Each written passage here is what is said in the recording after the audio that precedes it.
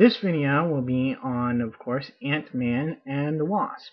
Now I'm doing these two together because I think I can fit them in together, and they're partners.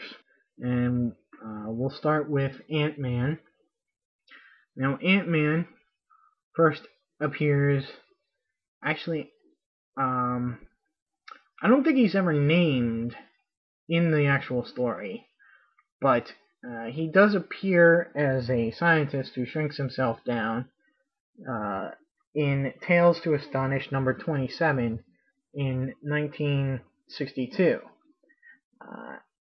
Now, he returns in issue 35 later that year as the custom adventurer Ant-Man.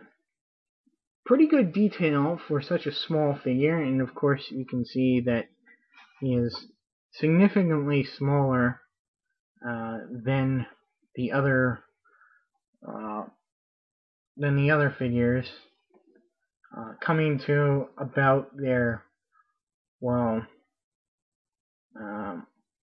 thigh, and very nicely painted, I think, for a small figure. And of course, being a small figure, he does not have much articulation. His arms do go forward and back just a little bit, but they are very stiff, so I don't like forcing them back any further than say that or so, or up any more than that. His legs do go forward and back. As you can see, they do move independently, but most likely one will move when you move the other. It does have knee joints, which is nice, but no elbow joints. His helmet does come off right there, and you can see there his head does move side to side. Now you may notice that my helmet only came with one antenna. Yes, unfortunately. Now moving on to the Wasp, very similar in the way of articulation. Her head does move side to side, and her arms do move forward and back, but are very, very, very thin. So I usually don't move it at all. She does not have any waist articulation. Her knees do bend or rotate at the hips there, but again, they get in such a wonky position that I just leave them in one spot. Now you might kind of notice that there's some fishing wire here that I've tied around her, and I like to display her hanging, and that's the way I manage that, as if she were flying, because she does have these nice clear plastic wings. Although they are purple, I would much rather prefer just a straight clear plastic. She is very hard to stand on her own, which is another reason why I like to have her in a flying pose. Now they come with ants of two different sizes, same sculpt. You get 6 of them. You get 2 small black ants, 1 big black ant, and you get 2 small red ants and 1 big red ant. I've left the others in the package.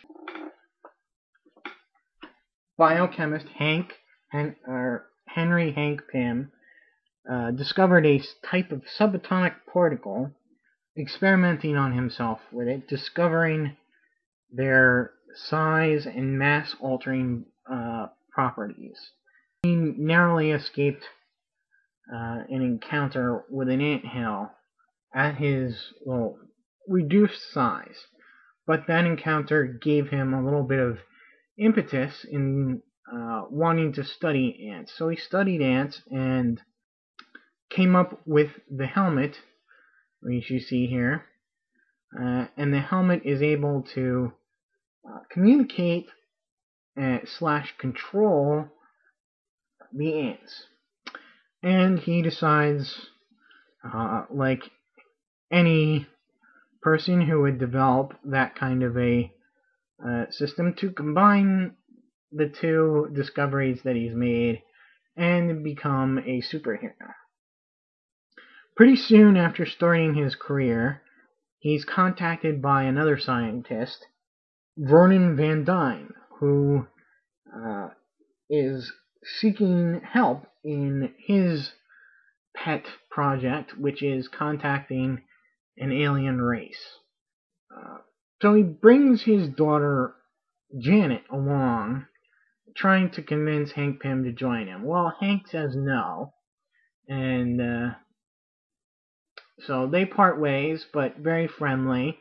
And Hank is kind of, attracted by his daughter. A bit later, the daughter Janet comes back on his, seeking his help because her father actually managed to contact some alien form of life. Unfortunately, it ate him and is now running loose. So, what else are you going to do except turn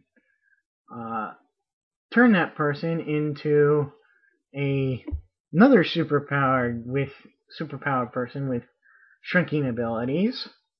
And not only that, Hank goes one step further, and he's moved on from ants to wasps. And so what he does is he manages to put some wasp cells, or